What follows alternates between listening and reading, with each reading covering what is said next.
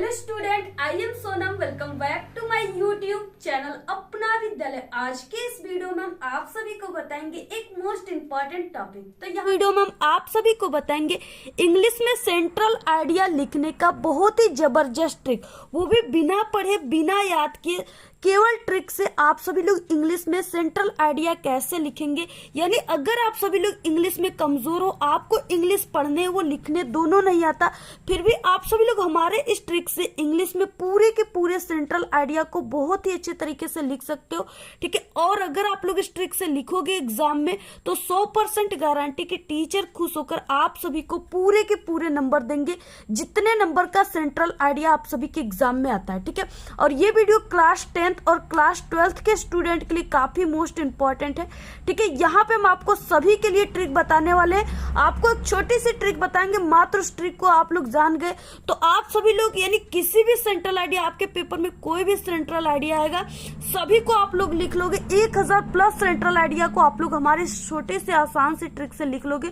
तो आप लोग सबसे पहले इस वीडियो को लाइक कर दीजिए, चैनल पे नहीं तो चैनल को सब्सक्राइब करके बेल आइकन को जरूर प्रेस कर दीजिए, और आप लोग इस वीडियो को अपने सभी दोस्तों में जरूर शेयर कीजिए। सबसे पहले देखेंगे कि आपके जो पेपर होता है इंग्लिश का, उसमें किस तरीके से जो सेंट्रल आइडिया होता है वो आता है और वो कितने नंबर का रहता है। यहाँ पे देखिए, right the central idea of any one of the following poems in about, ठीक है, 40 to 50 वर्ड्स। यानी आप सभी को 40 से 50 शब्दों में लिखना है। और आप सभी के यहाँ पे देखिए फर्स्ट में, यहाँ पे फर्स्ट दिया है और यानी ए बी और सी। ठीक है, यहाँ पे 3 सेंट्रल आइडिया दिया हुआ है, इस तरीके से आप लोग देख सकते हो 12th में भी।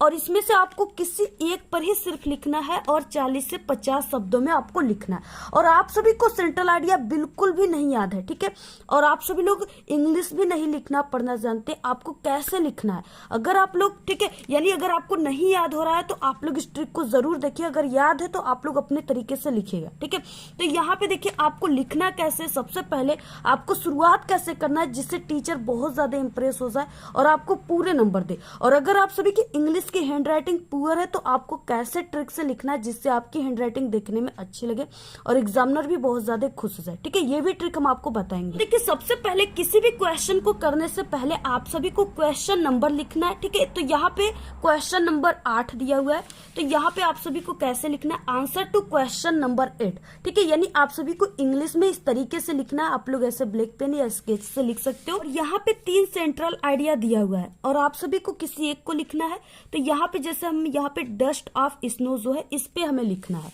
ठीक है, तो यहाँ पे आपको क्या करना है, बिल्कुल देख करके मीनिंग यहाँ पे डस्ट ऑफ स्नो ऐसे लिख देना है। ठीक है, इतना लिखने के बाद अब आप सभी को यहाँ पे देखिए दिया है सेंट्रल आइडिया, इसकी सेंट्रल आइडिया की मीनिंग दिया है। यहाँ से आप लोग बिल्कुल सही सही यहाँ पे आप लोग लिख दीजिए ब्लैक पेन या ब्लैक स्केच से।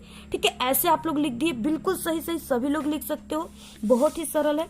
इतना लिखने के बाद अब आपको क्या करना है, आपको 2 छोटी सी लाइन है, ठीक है, उसको समझना है आपको। यानी इतना तो आप लोग लिख लिए। अब इसके बाद आप सभी को 2 लाइन है जो आप लोग क्लास 10th और 12th दोनों में आप लोग इसका यूज कर सकते हो। ठीक है, 12th वाले कैसे करेंगे अभी हम आपको लास्ट में बताएंगे। सबसे पहले क्लास 10th वाले देखिए, ऐसे आपको लिखने के बाद, ठीक है, आपको ये 2 लाइन जो है इसको तैयार कर लेना है। ये क्या है, द पोएम। ठीक है, आपको यानी द पोएम, पोएम की भी स्पेलिंग इसमें दी है आपको, कुछ भी यानी देखिए पोएम जो यहाँ पे दिया है ना इस तरीके से, यहाँ पे पोएम्स, तो यहाँ पे पोएम भी दिया, आपको कुछ याद करने की जरूरत नहीं। द पोएम, ठीक है, द पोएम आप लोग लिखे। इसके बाद आप लोग जिस यानी टॉपिक पे लिख रहे हो, जैसे ये डस्ट ऑफ स्नो पे लिख रहे हो सेंट्रल आइडिया, तो आपको ब्लैक पेन से कामा के अंदर लिखना है डस्ट ऑफ स्नो। देखिए, ये जो हम तरीका बता रहे हैं एक टॉपर की तरीका है। अगर आप लोग ये ट्रिक लगा दिए ना सेंट्रल आइडिया में तो 100% गारंटी कि टीचर खुश होकर आपको पूरे नंबर देंगे। और ये जो ट्रिक हम आप सभी को बता रहे हैं ना, ये पूरे यूट्यूब पर आपको कहीं नहीं मिलेगा। ठीक है, अगर कोई बना भी देगा तो वो हमारा ही छापेगा। ठीक है, तो इस तरीके से यहाँ पे डस्ट ऑफ स्नो ऐसे लिखना है कामा के अंदर। इसके बाद हैज बीन कंपोज्ड। ठीक है, ये छोटी सी मीनिंग है बस, यानी 2 लाइन आपको याद करना है, ज्यादा नहीं। Has been composed by. ठीक है, अगर आप सभी को इनके यानी जो भी पोएट है अगर उनका नाम याद है तो आप लोग लिखिए, अदरवाइज नहीं याद है तो सिर्फ ये डस्ट ऑफ स्नो यहाँ पे दिया हुआ है वही देखकर लिख देना है। ठीक है, in this poem the poet has described about human life, ठीक है, और नेचुरल ब्यूटी। अगर आप लोग ये 4 वर्ड लिखना चाहते हो तो लिख सकते हो, अदरवाइज आप लोग सिर्फ इतना लिखिए, in this poem the poet has described, ठीक है, अबाउट, सिर्फ इतना लिखना है। इतना लिख लिए, ठीक है, सिर्फ बहुत ही सरल तरीका है, इतना लिख दी। अब इसके बाद आप सभी को क्या करना है, क्योंकि आपको 40 से 50 वर्ड में लिखना है, यानी आपको एक पेज में समझिए कि आपको सेंट्रल आइडिया लिखना है। और ये आपके क्लास 10th में 3 नंबर का आता है, ठीक है, और क्लास 12th में ये आपके 6 नंबर का आता है। तो आप सभी को क्या करना है, यानी इतना लिखने के बाद, जैसे यहाँ पे हमने बताया इतना आप लोगों ने लिख लिया, इसके बाद अब आप सभी को इसके आगे क्या लिखना है जिससे ये एक पेज हो जाए। आपके पेपर में इंग्लिश के इस तरीके से रीडिंग सेक्शन दिया होता है, ठीक है, इसमें क्या होता है, पैसेज दिए होते हैं। अब आपको क्या करना है, ये इतना लिखने के बाद आपको क्या करना है, अबाउट तक लिखने के बाद इस पैसेज में आ जाना है, ठीक है, और इस पैसेज में आपको क्या करना है, यानी बीच से लाइनिंग को उठाना, यानी यहाँ से दे से, ठीक है, यहाँ से आपको लाइन को उठाना है और आपको कांवा या फुल स्टॉप यहाँ तक पार्ट तक, ठीक है, यहाँ से यहाँ तक आपको ये पूरी लाइन आपको शुरू से नहीं उठाना है, ठीक है, आपको बीच से किसी फुल स्टॉप से यहाँ से यहाँ तक आपको पूरी लाइन ये उठाना है। और ये डिस्क्राइब्ड अबाउट लिखने के बाद या इतना लिखने के बाद आपको पूरा इस तरीके से छाप देना है, ठीक है, पूरा इस तरीके से छाप देना है। आपका एक पेज जो है कंप्लीट हो जाएगा और आप सभी को पूरे के पूरे 3 नंबर मिलेंगे, एक भी नंबर एग्जामिनर नहीं काटेंगे, ठीक है। देखिए, क्योंकि एग्जामिनर जो होते हैं ना, सिर्फ आपके फर्स्ट के 2 लाइन को चेक करेंगे, ठीक है, देखेंगे, और ये तरीके से अगर लिखे रहोगे, जो तरीका यहाँ पे हम बता रहे, तो इसको देखते ही एग्जामिनर समझ जाएंगे कि आप एक टॉपर स्टूडेंट हो और आपको पूरे के पूरे 3 नंबर देकर चले जाएंगे, ठीक है, क्योंकि ये तरीका एक टॉपर की तरीका है। तो इस तरीके से आपको क्या करना है, पूरा यहाँ तक भर देना है एक पेज, पूरे के पूरे 3 नंबर आप सभी को एग्जामिनर देकर जाएंगे, चाहे कोई भी सेंट्रल आइडिया आ जाए, आपको यही ट्रिक से लिखना है। और यही ट्रिक क्लास 12th में भी लगाना है, जैसे यहाँ पे कीपिंग क्विट आ गया, ठीक है, तो आप सभी को क्या करना है, वही प्रोसेस अपनाना है जो हमने बताया।